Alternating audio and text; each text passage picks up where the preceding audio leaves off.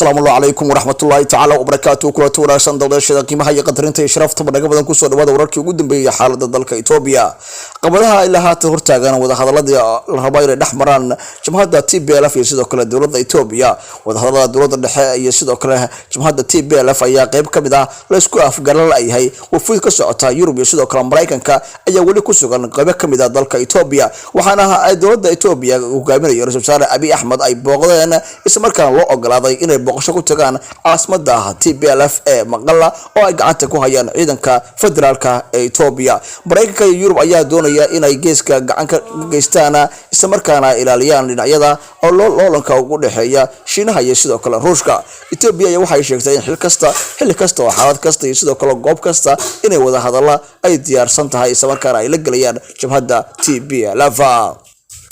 iskooko dhaqaalaha xumada iyo sidoo kale cadaadiska Mareykanka saaray Ethiopia waxa ay bilowday qorshaha lagu doonayo in ay gudaha khalkhal badan iyo sidoo kale amni darro laga abuuro waxa laga soo weeraray gantaaro lagu soo weeraray samankaana dalal ku xiran baydheen oo ay Soomaaliya ugu dambaysa dagaalka al-shabaab iyo sidoo kale ciidanka dawladda deegaanka Soomaalida Ethiopia arrimaha ay u heliyaan loolanka xiisada biyaha ee Masar waxa soo dadajinay in Ethiopia ka soo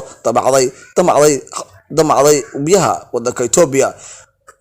haddaba kooxda Maqalla ayaa ka timid ayaa sheegaya iyo galbeedka inay siyaasadda frin tahay badhe adeegsiga korontada iyo sidoo kale inay dhammaan qaataan badhe isla markaana loo furo jamhadda TPLF isla markaana hore ay ugu xireen ciidamada Ethiopia in halkaas ay ka shaqeyso korontada iyo sidoo kale waxa loo yaqaan khadkaba dawladda Ethiopia ayaa waxay si rasmi ah u sheegtay inay wada hadallada ay hadda si rasmi ah loo bilaabi doono isla markaana kala dhaxeeya TPLF iyo sidoo kale dawladda ay hoggaamiyo Abiy Ahmed wada hadallada ugu dambeeyay ayaa si rasmi ah u dhaxmaraya jamhadda TPLF iyo sidoo kale midowga Afrika ayaa wada hadalladaasi dadajinaya isla markaana ay noqdaan kuwo miro dhal ah isla markaana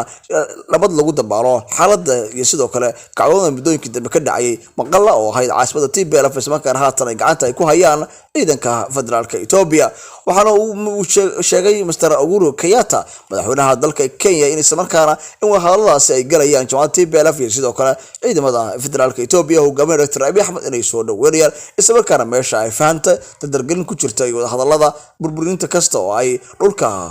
Tigreega ay ka maqan yihiin isla markaana gacanta loogu soo celiyay ciidamada Tigreega Dr. Abiy Ahmed wasaaraha wadanka Ethiopia ayaa ku sugan Maqalla ayaa booqday ayaa la kulmay saraakiil sare oo ka tirsan ciidanka TPLF isla markaana halkaas wasaaraha Ethiopia Dr. Abiy Ahmed ayaa si rasmi ah u sheegay in hadallo kasta oo la galayso dawladda Ethiopia jamhadda TPLF inay si kasta ay u soo dhaweynayaan maadaama ay jiraan wakiilo ka socda beesha caalamka ku sugan qayb ka mid ah wadanka Ethiopia